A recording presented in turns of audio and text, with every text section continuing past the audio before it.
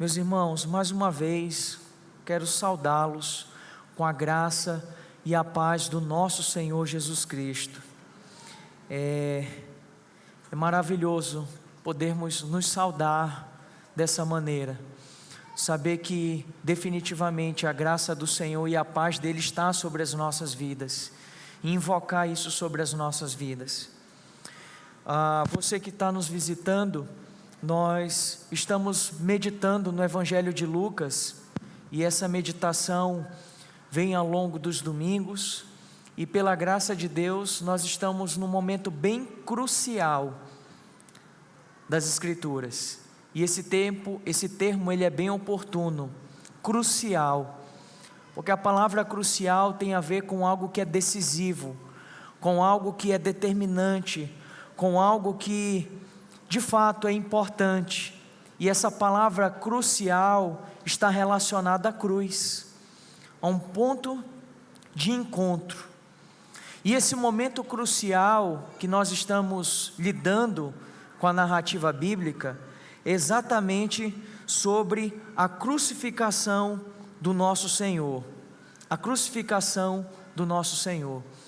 E antes de fazermos a leitura do texto propriamente, eu queria convidar você a uma reflexão, ainda talvez se situando nesse momento, mas que você parasse um pouco com as suas distrações, e de fato você não deve ter nenhuma nesse momento, mas que você pensasse um pouco sobre as circunstâncias da sua morte. Você já pensou sobre isso? Quando a gente é criança, menino, a gente brinca às vezes de como que a gente gostaria de morrer, né? E aí a gente diz assim, não quero morrer nem assim, nem afogado, nem queimado, enfim, sobre as circunstâncias da nossa morte. Você já pensou sobre isso? Há quanto tempo você não pensa a respeito disso? Hoje nós vamos lidar sobre a morte, e a morte de alguns homens, e obviamente que você não saberia dizer qual vai ser a circunstância da sua morte, mas pare um pouco para pensar, talvez, como será esse momento, como seria esse momento, que embora ele seja desconhecido para você, ele já é conhecido pelo Senhor.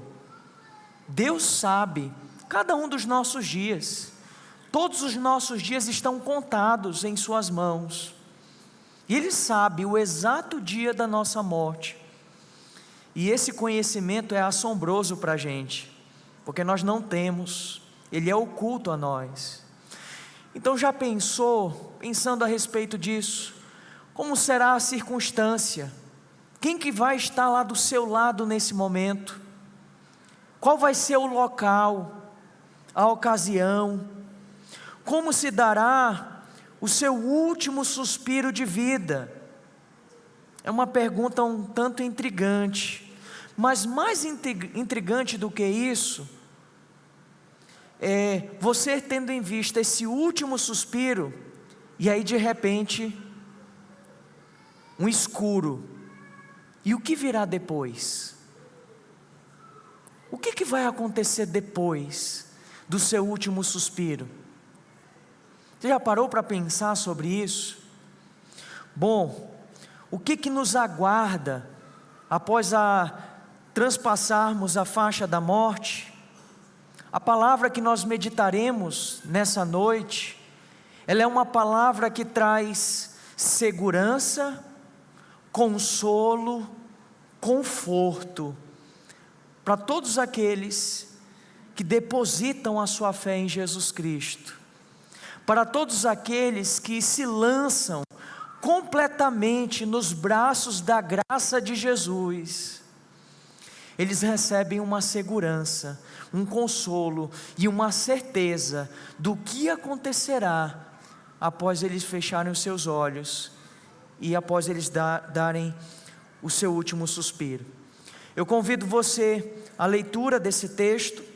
Ele se encontra no Evangelho de Lucas, capítulo de número 23, e nós leremos do verso 39 até o verso 43. Lucas 23, verso 39 até o 43. Diz assim: um dos malfeitores crucificados blasfemava contra Jesus, dizendo: você não é o Cristo? Salve a si mesmo e a nós também. Porém, o outro malfeitor o repreendeu, dizendo: você nem ao menos teme a Deus, estando sob igual sentença? A nossa punição é justa, porque estamos recebendo o castigo que os nossos atos merecem, mas este não fez mal nenhum. E acrescentou: Jesus, lembre-se de mim quando você vier no seu reino. Jesus lhe respondeu: em verdade lhe digo que hoje você estará comigo no paraíso. Uma passagem tão simples, tão breve, mas tão profunda e tão maravilhosa. Um pedido, um clamor: lembre-se de mim. E as palavras de Jesus: hoje mesmo você estará comigo no paraíso. Esse é um momento, como eu disse, irmãos, crucial. Nós temos diante dos nossos olhos, retratado por essas palavras, uma cena maravilhosa, um retrato, que volto a dizer como no domingo passado, reproduzido por muitas pessoas, a cena do Calvário e da crucificação. E a essa altura, como se já não bastasse tantos acontecimentos gloriosos, nós temos agora um diálogo de Jesus com os dois ladrões que estão sendo crucificados. Jesus conversando com esses dois malfeitores. E sim, meus irmãos, embora nós tenhamos aqui descrito 3 pessoas, 3 personagens, eu quero dizer para você que de alguma maneira nesse quadro estamos todos nós representados. É como se fosse um retrato da história de toda a humanidade, e você e eu, todos nós igualmente, estamos sendo retratados nessa imagem gloriosa. Um retrato da humanidade, de modo que de ambos os lados do nosso Senhor, nós temos pecadores, miseráveis, perdidos, incapazes por suas próprias forças de alcançar a salvação. Essa é a realidade de todos aqui. Independente se você é membro ou não dessa igreja, independente da sua religião, se você está visitando, se você chegou pela primeira vez aqui nessa igreja, a verdade é, todos nós somos pecadores, igualmente pecadores, carentes de salvação. E em meio a esse destaque desse retrato, o que nos chama a atenção não somos nós iguais, mas o que chama a atenção nesse retrato é aquele que é diferente, é aquele que está no meio, é o único que não merecia essa condição, é o Senhor Jesus Cristo, o único que é o Salvador, e embora seja homem, é um homem sem pecado, incomparável, único capaz de salvar, o único capaz de salvar. De um lado, todavia, o que nós temos é um que é descrito como alguém que, mesmo estando em uma condição de perdição, permanece na incredulidade. E mais uma vez, isso retrata muitas pessoas dos nossos dias, e talvez muitos que estão aqui. Um retrato de perdição. E embora a pessoa esteja bem próxima do Salvador, ela permanece endurecida, incrédula, vazia, presa em suas próprias vontades. Ela só está em busca dos seus interesses. Mas do outro lado, irmãos, temos um outro, igualmente pecador, mas que de um modo milagroso, reconhece a sua condição de miséria, a sua condição de perdido e carente de salvação. Jesus está crucificado no meio de dois criminosos, e é uma cruz, bem ao meio, que se destaca, separando os que creem daqueles que não creem. Você entendeu? Toda a humanidade está aqui. Não tem uma única pessoa aqui nesse lugar, em qualquer lugar do mundo, que não se enquadre em uma condição ou outra. Ou você crê, ou você não crê. E por mais que você tente fugir desse questionamento, talvez ainda que inconscientemente, você já está se posicionando em um desses lados. E a pergunta que vos faço nessa noite é: só existe uma pessoa no centro, e essa pessoa é Jesus, o único capaz de nos salvar. E afinal de contas, diante da cruz, de Cristo, daquele que tudo sabe, tudo conhece, tudo sonda, de que lado você está? De que lado que você está? Não responda para ninguém. Responda para o único que deve ouvir a sua confissão. De que lado você está, afinal? Os versos, irmãos, que antecedem essa passagem, retrataram muitas pessoas que tinham uma postura em comum. Elas zombavam de Cristo, elas insultavam o Senhor, elas humilharam o Senhor, elas escarneciam de Cristo. E se nós pudéssemos colocar em uma probabilidade, em uma equação matemática, irmãos, é muito maior a quantidade daqueles que se perdem do que daqueles que se salvam. É largo, espaçoso o caminho daqueles que se perdem, e são muitos que vão por ele. Mas o caminho da salvação, ele é estreito, e são poucos que passam por ele. São poucos os que passam por ele. E em meio a toda essa cena, irmãos, no domingo passado nós vimos no verso 38, aquilo que é considerada como a declaração de culpa de Cristo Jesus, a razão de sua condenação, afixada bem no alto de sua cruz: Rei dos Judeus. Ele é o Rei dos Judeus. Como nós ouvimos e meditamos, aquilo que deveria ser uma ironia, na verdade, era a mais pura expressão da verdade, daquilo que estava acontecendo. Estavam crucificando o Rei, crucificaram o Rei, e é isso que nós estamos diante dos nossos olhos. De que lado você está? Bom, são 3 posições. A última, obviamente, não é a sua e não é a de ninguém, porque somente Cristo ocupa essa condição, a condição de Salvador. Isso nós veremos no último versículo dessa perícope, no verso 43. No verso 39, nós veremos a condição de perdido. E do verso 40 até o verso 42, a condição de um salvo. Ou você é um perdido, ou você é um salvo. E nós temos aqui também a realidade de um Salvador.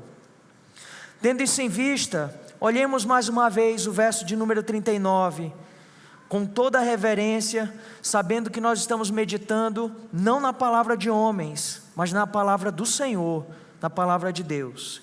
Diz assim a Sagrada Escritura: um dos malfeitores crucificados blasfemava contra Jesus, dizendo: você não é o Cristo? Salve a si mesmo e a nós também. Salve a si mesmo e a nós também. Se você for folhear os outros evangelhos, você não vai encontrar esse episódio sendo retratado nos demais. Lucas é o único que registra essa história, e glórias a Deus por isso, porque é uma história que gera um impacto muito grande, e traz muitos esclarecimentos para todos nós, sobre o que acontece após a morte, sobre o estado da alma dos crentes após a morte. Muitos questionamentos, irmãos, são respondidos exatamente por conta dessa história, desse episódio. Pela providência de Deus, Lucas registra, e ele registra esse episódio, não apenas por essas razões que eu mencionei, mas sobretudo, irmãos, para denunciar a todos nós, quão duro é o coração do ser humano. A que ponto a dureza do coração humano pode chegar? Você que esteve hoje pela manhã, talvez meditando na EBD sobre a volta de Cristo, o reino de Cristo, e pensando na possibilidade de pessoas estarem frente a frente com Cristo e mesmo assim não acreditar nele, eu quero dizer para você que esse texto aqui é um exemplo real. Aquelas pessoas estavam diante de Jesus, diante do Cristo, diante do Salvador, diante do único que poderia libertá-las, e ainda assim elas permaneciam insensíveis, duras em seus corações. Isso é o reflexo, irmão, de muitas pessoas dos nossos dias. É como um espelho que mostra a realidade de muitas pessoas. Gente que naturalmente resiste a Deus porque o seu coração está completamente distante do Senhor. Pessoas que estão afundadas na lama do pecado. Pessoas que são, na verdade, mortas espiritualmente, estão escravas dos seus prazeres e de suas vontades. E o que é interessante, em meio a tudo isso, é que é possível sim, pessoas até clamarem por salvação, mas ainda assim não desejarem a verdadeira salvação. Tu não és o Cristo? Salva-te a ti mesmo e a nós também. Pergunto, esse homem não está pedindo para ser salvo? Mas que salvação? Qual era a salvação que ele tanto buscava? Irmãos, é a salvação que muitos desejam. A salvação que muitos desejam, sabe qual é? A satisfação de suas próprias vontades e dos seus deleites. São pessoas que não estão em busca de Cristo, não. São pessoas que não estão em busca do reino de Deus, não. São pessoas que não estão em busca de salvação, não. Elas estão tão somente buscando as suas próprias vontades e usando Deus para isso. Gente que usa Deus em suas orações, gente que usa Deus em sua postura fingida, gente que se falseia, mas que não está verdadeiramente ansiando pelo Senhor e pela salvação do Senhor. Em seu desespero, ele insulta Cristo. Eu sei que na sua Bíblia possa estar, você não é o Cristo, mas a palavra aqui ela é bem, tipo assim, é como se eu falasse assim, tu não és o Cristo? Sabe quando a pessoa não tem bons modos, e ela não tem respeito com as suas palavras, e isso a gente tem até com as pessoas, não é? Até com o estranho a gente tem uma maneira de lidar, de tratar, porque tratamos as pessoas com respeito, mas ele não, ele blasfema, ele zomba. Tu não és o Cristo? Salva-te a ti mesmo e a nós também. A salvação que esse homem tanto queria não era a salvação que ele tanto necessitava. Ele queria um tipo de salvação que não envolvesse a morte de Cristo. Mas como poderíamos ser salvos sem a morte de Cristo? Era impossível. A salvação que ele queria não era a salvação que importava, a que ele necessitava. O que ele queria, meus irmãos, era uma salvação terrena, temporal e imediata. E muitas pessoas procuram a Deus por essas razões. Estão nas igrejas por esses motivos. Igrejas lotadas de gente em busca de salvação. Não estão em busca de salvação. Estão em busca de bem-estar, de segurança financeira, de estabilidade financeira, de sucesso. É isso que as pessoas estão buscando. A ideia daquele homem de Cristo era completamente equivocada. Ele era ignorante de sua necessidade, ele era completamente cego, e ele era medíocre em seus pedidos. Tu és o Cristo, salva-se e nos salva. Irmãos, a Bíblia diz que o pecado é a transgressão da lei, não é? E obviamente que existem pecados que são mais afrontosos diante do Senhor. Sem dúvida, a gente não pode equiparar um assassino com uma pessoa, por exemplo, que pecou com a língua. Entendeu? Com alguém que tirou a vida de alguém. É lógico que diante de Deus, todo pecado é pecado. Mas entenda algo. A sua diferença para esse criminoso não é uma diferença de proporção. Aliás, é uma diferença de proporção. No entanto, irmãos, em termos de natureza, nós somos igualmente pecadores, transgressores da lei de Deus. Você entende o peso disso? É porque talvez você, na sua ingenuidade, você se considere melhor do que muitas pessoas. Talvez você se considere melhor do que muitas pessoas, e talvez considerando até mesmo um grupo restrito de pessoas, e você olha assim: graças a Deus que eu não sou como essas pessoas. Mas qual é a sua diferença de natureza para essas outras pessoas? Se você é igualmente pecador, e você tem um potencial de mal igual a de um pior dos criminosos que forem. Você entende isso?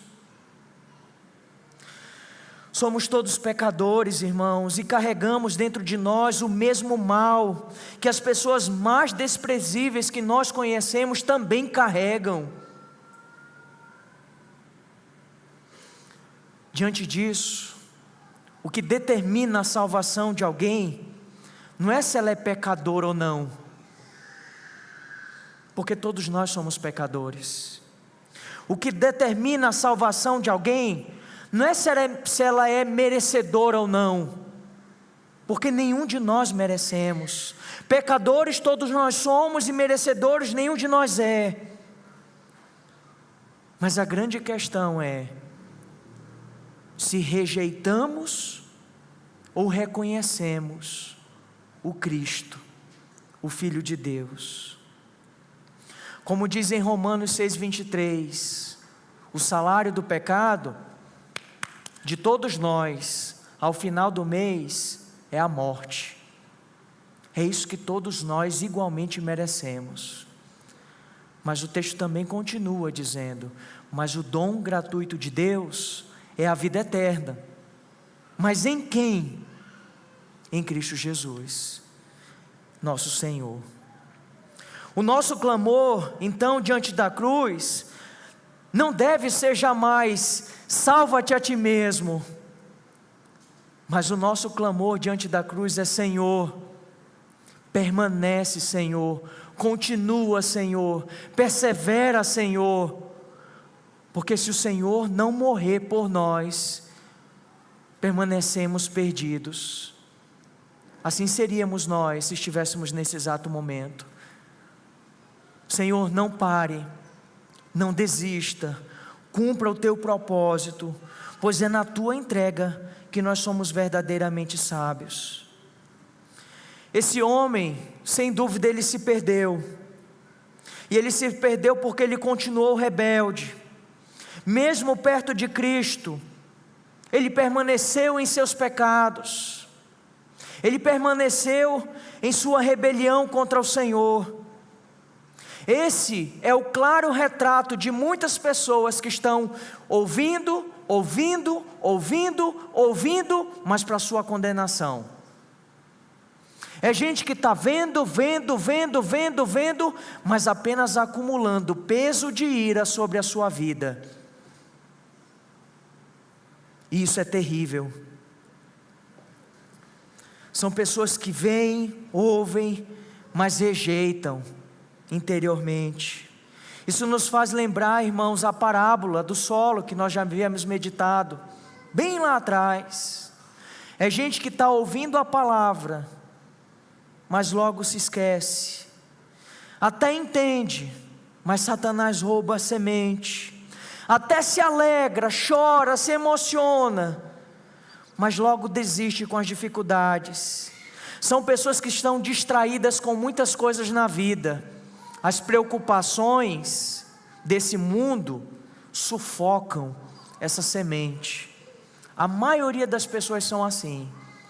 Somente aqueles que caem em boa terra é que frutificam e dão frutos.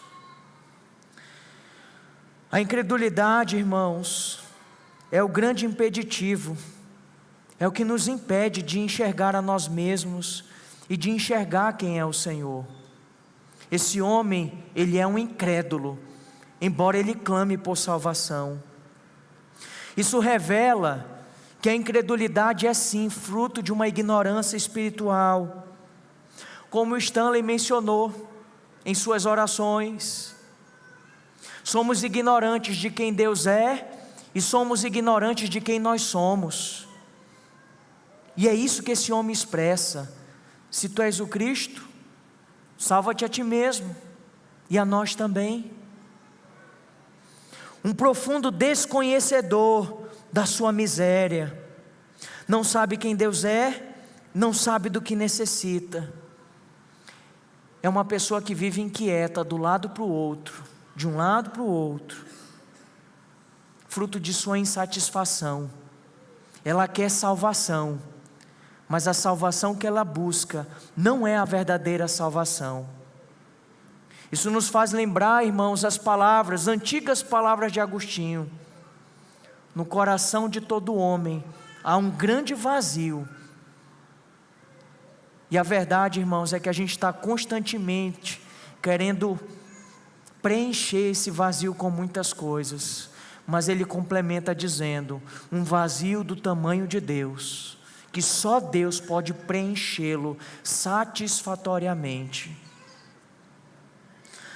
Mas essa não é apenas a única condição que é retratada aqui.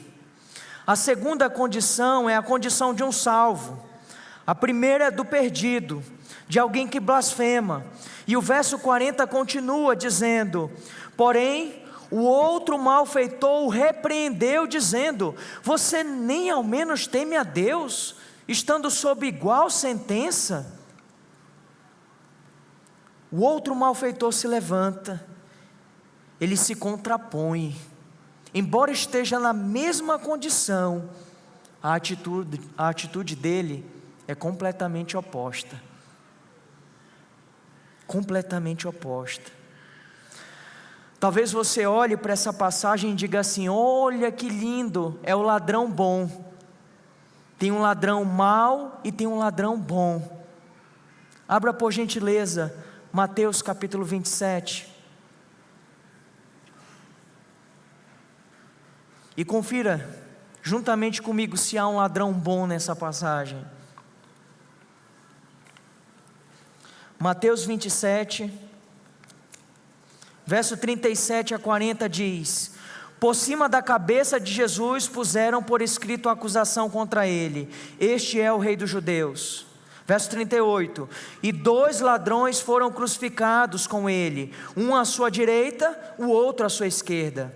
Os que iam passando blasfemavam contra ele, balançando a cabeça e dizendo: ei, você que destrói o santuário em 3 dias e reedifica, salve a si mesmo, se você é o Filho de Deus, e desça da cruz. Agora verifique o verso 44, também os ladrões que haviam sido crucificados com ele, o insultavam. Isso é importante de deixar registrado aqui. Os 2 insultavam o Senhor. Os 2 ladrões estavam insultando o Senhor e zombando de Cristo Jesus. Ambos estavam em rebelião contra Deus. Ambos eram criminosos da pior espécie. Ambos, para a sociedade, seria um alívio a morte deles. Estava todo mundo dizendo: graças a Deus que eles vão morrer. Ambos. Só que acontece algo que humanamente a gente não sabe explicar. Você sabe o vento? Você sabe o vento? Eu não consigo enxergar o vento. E a gente não sabe de onde o vento vem nem de onde vai. É assim, todo aquele que é nascido do Espírito, o vento sopra, ele sopra onde ele quer, e o vento soprou sobre a vida desse ladrão, e de forma sobrenatural, esse homem que é descrito como um zombador, sobrenaturalmente, ele experimenta algo extraordinário, aquilo que nós chamamos de arrependimento. Na palavra grega, metanoia, mudança, transformação, mudança de mente. Esse homem zomba de Cristo e agora ele não zomba mais. Houve uma mudança, e não foi uma mudança de fora, porque ele continua sendo o mesmo homem, mas é uma mudança de dentro, uma mudança espiritual, que só Deus pode operar, inexplicável aos homens, repentina. Pensamento, atitude e coração, transformados por Deus. Esse homem repreende o outro ladrão, e ele ainda diz assim: você nem ao menos teme a Deus, algo que ele estava fazendo há pouco. Agora ele é tomado de consciência,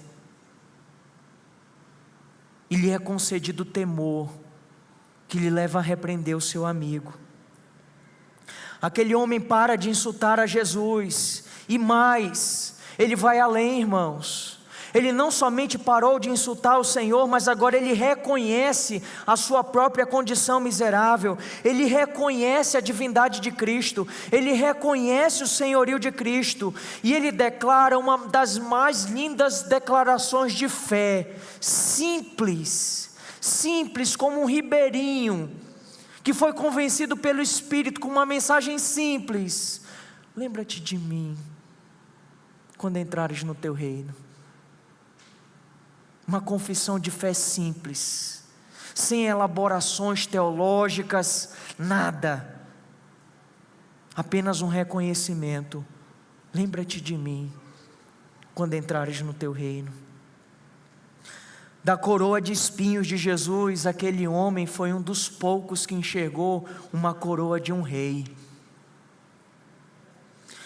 Ante a cegueira, a ignorância, a dureza do seu semelhante, esse homem expressa evidências de arrependimento, e essa é a condição de todo verdadeiro salvo. E se você é um salvo, você tem que expressar isso na sua vida, que senão você não é um salvo.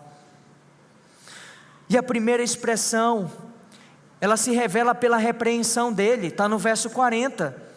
Você nem ao menos teme a Deus, estando sob igual sentença. Esse homem teme a Deus, ele teme a Deus, ele passou a temer a Deus, ele já não teme mais a nada, ele teme a Deus. E ele teme a Deus a tal ponto que ele repreende a outra pessoa. Ele é tomado de temor e repreende o seu amigo que não tem nenhum temor. Ele que viveu uma vida inteira sem temor, uma vida inteira sem amor, aos olhos humanos, esse daí não merece salvação. Quem é ele para dizer alguma coisa? Essa pessoa não tem crédito nenhum, não tem lugar de fala.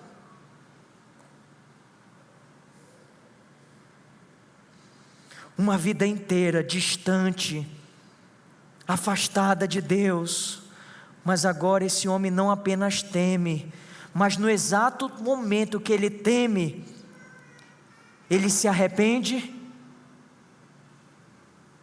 e ele se torna até um evangelista. Ele passa não apenas a estar preocupado com a sua condição, mas ele passa até a estar preocupado com a condição espiritual da pessoa que está do seu lado. Essa é a realidade de um verdadeiro cristão, irmãos. Deixa eu reproduzir uma frase também muito conhecida de Spurgeon. Todo cristão ou é um missionário ou é um impostor.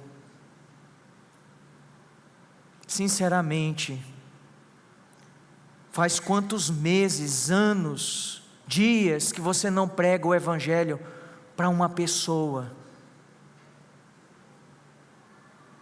Será que você tem se acovardado perante a sua casa, a sua família, seus parentes, seu trabalho, sua vizinhança? Que crente é você que recebeu tão grande salvação e se silencia diante da condição de miséria das outras pessoas? Você é um cristão ou você é um impostor?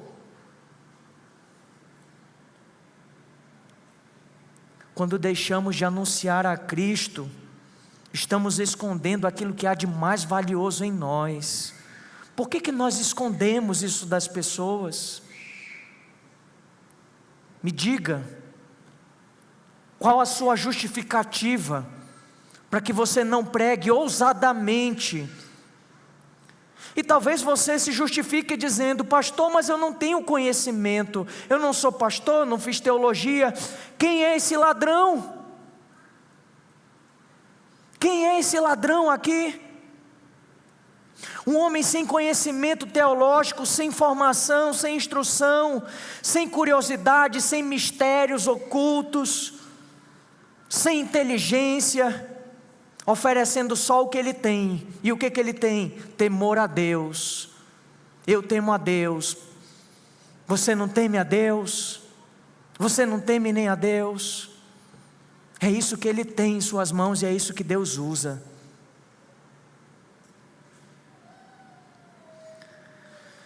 Temor a Deus. Isso é o que falta na vida de muitos crentes, ou dos muitos que se dizem crentes. Temor a Deus. Essa é a evidência, irmãos, de alguém que verdadeiramente foi alcançado pela graça. Não apenas se arrepende, mas imediatamente se esforça a conduzir outros ao arrependimento. Mas não para por aí. O verso 41 diz: a nossa punição é justa, porque estamos recebendo o castigo que os nossos atos merecem, mas este homem não fez mal nenhum. Uma segunda característica expressa pela vida desse homem, tão simples, tão breve: ele é uma pessoa verdadeiramente arrependida. Sua confissão é uma admissão de sua culpa, e ao mesmo tempo uma admissão da inocência de Jesus. Esse homem teve coragem que Pilatos não teve. Pilatos não teve a coragem de declarar Jesus inocente, mas esse ladrão, desprezado por todos, ele disse: esse homem é inocente. E ele fala lá, pendurado numa cruz, ele não merecia estar aqui, mas eu e você, nós merecíamos. Nós merecíamos. Jesus não tinha pecado, mas se fez pecado. E diante de todos, diante da covardia de Pilatos, dos religiosos e de muitos outros, ele reconheceu no tribunal mais importante, o tribunal do seu coração: Jesus é inocente. Jesus é inocente. Mas esse homem também reconheceu os seus próprios crimes, seu pecado. Ele diz, a tal ponto que ele diz assim: a nossa punição é justa, estamos recebendo o castigo que os nossos atos merecem. Irmãos, aquilo que ele estava experimentando é a pior das condenações. Então você deve imaginar a gravidade do que aquele homem aprontava. E ele diz assim: é justo, nós merecemos, mas ele não merece, ele não deveria estar aqui. Esse homem é inocente. Ao contrário do outro, ele não desejava ser livre, ele verdadeiramente desejava ser salvo. Irmãos, temos aqui mais um exemplo de arrependimento. Uma pessoa arrependida, ela é uma pessoa que reconhece os seus pecados diante de Deus e reconhece que só Deus pode perdoar os seus pecados. É como diz 1 João capítulo 1, verso 8 e verso 9: se dissermos que não temos pecado nenhum, a nós mesmos enganamos e a verdade não está em nós. Mas se confessarmos os nossos pecados, se você confessar o seu pecado, e eu não sei qual é, independente de qual seja, se você está vivo e se você está me ouvindo, se você confessar o seu pecado a Deus, Deus é fiel e justo para te perdoar os pecados e te purificar de toda a tua injustiça.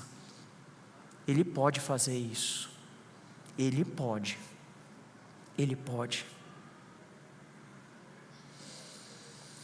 O verso 42, temos então o seu clamor. E acrescentou: Jesus, lembre-se de mim quando vier no seu reino. Jesus, não é tu, é Jesus. Você sabe o que significa o nome Jesus? Yahvé é salvação, Deus é salvação. Ele clama: Jesus, Jesus, lembre-se de mim. Uma confissão simples, porém profunda, uma oração que demonstra fé no poder e na vontade de Cristo para salvá-lo. Uma humildade, irmãos, indescritível. Por quê? Porque ele não alicerça esse pedido em nenhum merecimento, porque ele não tem.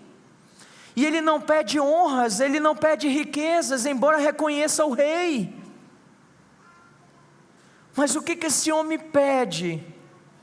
Ele só pede: não se esquece de mim, lembra de mim, quando o Senhor entrar no seu reino, lembra de mim. No Antigo Testamento, irmãos, o esquecimento tem a ver com perdição, e o lembrar-se tem a ver com salvação. Esse homem, ele clama pela salvação, seus olhos, seu coração estão abertos, e o seu desejo é pela eternidade. Não é como o outro que está preocupado com este tempo, com este momento, com esta terra, mas os seus olhos estão voltados para Jesus, o Salvador, o Rei, o Filho de Deus. E ele clama na sua última hora de vida. É a sua última hora de vida. Lembre-se de mim, lembre-se de mim quando entrares no seu reino. O que dizer diante de uma situação como essa? Irmãos, a gente, como pastor, tem a oportunidade de ter muitas experiências tais como a de compartilhar a palavra de Deus com pessoas que de fato estão nos seus últimos momentos de vida. Esse ano, a gente não teve nenhuma e talvez nem duas oportunidades de fazer isso. E sabe de uma coisa? Apesar de muitos estarem em seu leito de morte, ainda assim, alguns ainda se permanecem endurecidos. Mas há sim aqueles a quem o Senhor opera milagrosamente a salvação. Aqueles que em seu último momento reconhecem a Cristo Jesus, e cumpre-se na vida deles o que Romanos 10:9 diz: se com a tua boca você confessar Jesus como Senhor, e em seu coração crer que Deus ressuscitou dentre os mortos, você será salvo. Não é poderá ser salvo, não é uma possibilidade, mas é uma certeza: você será salvo. Salvo por quem? Pelo único que pode nos salvar. O verso 43, a condição de Salvador. Jesus lhe respondeu: em verdade lhe digo que hoje você estará comigo no paraíso. Se a confissão do ladrão foi maravilhosa, a declaração de Cristo é ainda mais bela, é ainda mais surpreendente. Hoje mesmo você estará comigo no paraíso. A esperança, irmãos, que daqui a alguns domingos nós meditaremos, muitos discípulos de Jesus já tinham perdido. Olha só o que diz Lucas, capítulo 24, verso 21. Só confira. Após a morte de Jesus, discípulos no caminho de Emaús. Olha o que diz o verso 21. Nós esperávamos que fosse Ele quem havia de redimir Israel, mas depois de tudo isto, já estamos no terceiro dia desde que essas coisas aconteceram. Os discípulos já estavam sem esperança desse reino. Mas o que esse ladrão diz? Lembra-te de mim quando entrares no teu reino. Transtornando a sabedoria do mundo, o reino de Deus estava apenas iniciando, e aquele homem ansiava por esse reino. Ele se lança completamente sobre a graça do Salvador. E o que ele pensava com esse pedido, irmãos? Bom, aqui são conjecturas, né? Mas o que nos leva a pensar, a acreditar, talvez, que a sua esperança era de algo longínquo. Lá para frente, quando vieres no teu reino, lembre-se de mim. Quando Jesus regressasse em sua glória real. Mas a resposta de Cristo é muito consoladora. Enquanto ele pedia num futuro remoto, ele recebe uma promessa imediata. Enquanto ele pede que ele fosse lembrado, Jesus dá uma certeza da sua presença com ele. Era algo imediato, era algo certo, garantido e seguro. Havia uma certeza: hoje, lhe digo que hoje você estará comigo no paraíso. Diferente dos católicos romanos, não há purgatório.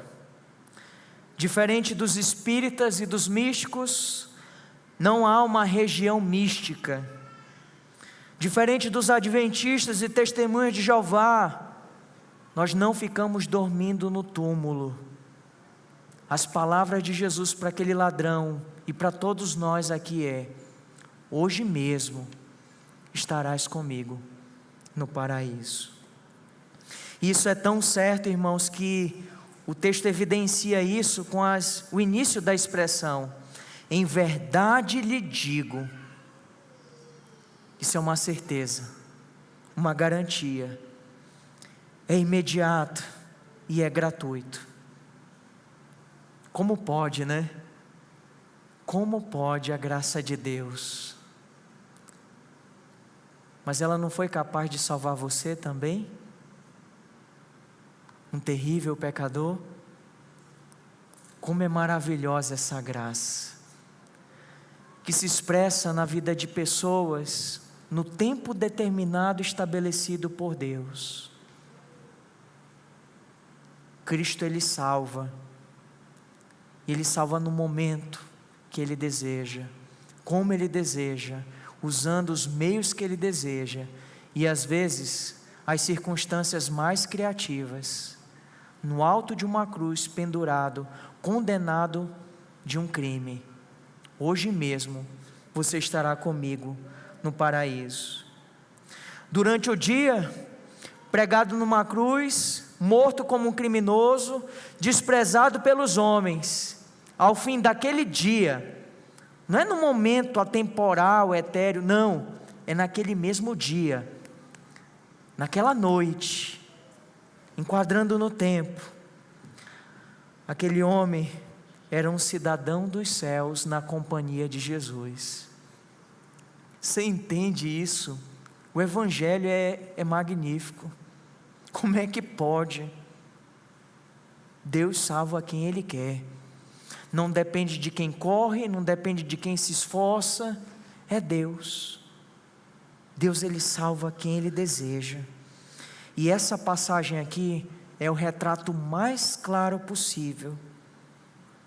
Eu não sei se você percebeu, né? Nós estamos estudando pela IBD, no domingo pela manhã, sobre escatologia. E nós estamos meditando sobre o reino.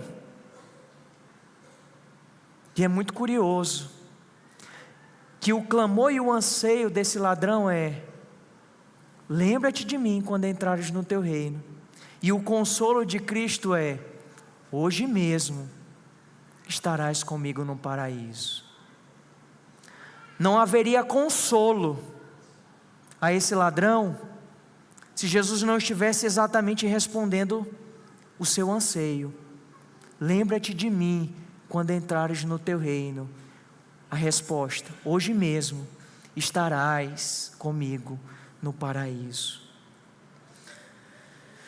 Irmãos, de que maneira podemos aplicar essas verdades que nós ouvimos em nossa vida?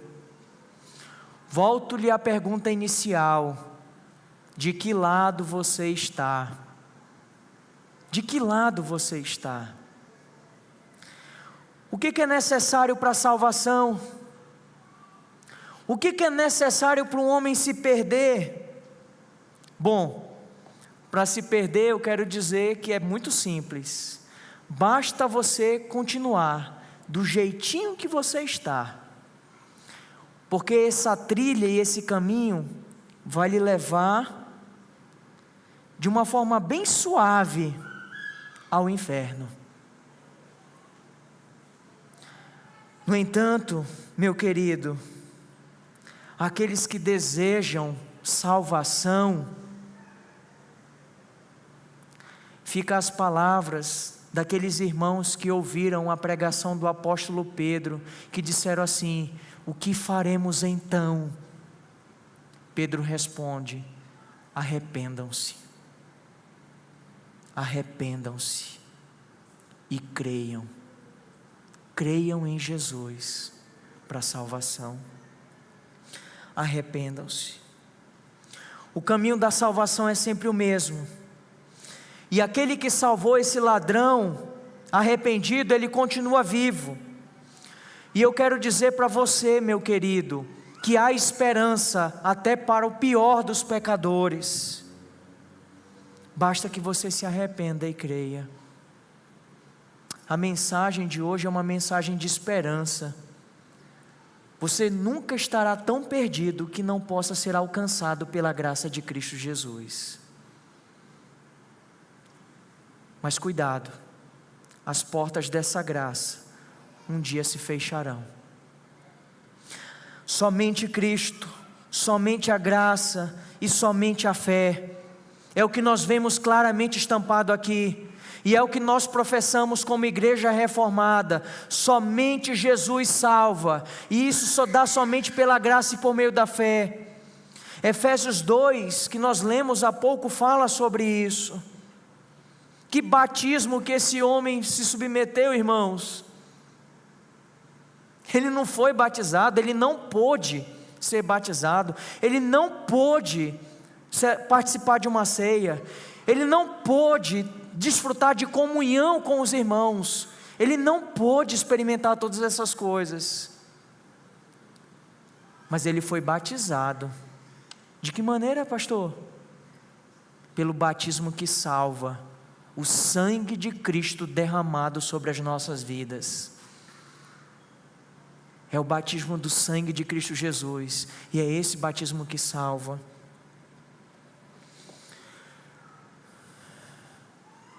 Mas uma palavra também importante: nem todos crerão, e não importa o quanto venhamos a pregar, porque o convencimento do pecado, da justiça e do juízo não está na habilidade do pregador, mas está na vontade de Deus, no agir do Espírito, que Ele salva quem Ele quer. E eu quero dizer para você que vai permanecer do mesmo jeito. Tristemente, o mesmo sol que pelo seu calor derrete uma cera, é o sol que endurece um barro. E essa mesma palavra que gera contrição, a gratidão, humildade na vida de uns, gera endurecimento, insensibilidade na vida de outros. Para uns é derretimento, para outros é endurecimento. Esse é o retrato da humanidade, meus irmãos. A profecia de Gênesis 3,15 está se cumprindo aqui. Porém, inimizade entre você e a mulher, entre a sua descendência e o descendente dela, este lhe ferirá a cabeça e você lhe ferirá o calcanhar. É isso que nós estamos vendo sendo cumprido na cruz. E o que nós temos dos dois lados? A descendência da mulher e a descendência da serpente. Aqueles que creem e aqueles que não creem, aqueles que são filhos de Deus e aqueles que são filhos do diabo, aqueles que são filhos da luz e aqueles que são filhos das trevas, aqueles que são e aqueles que não são. De que lado você está?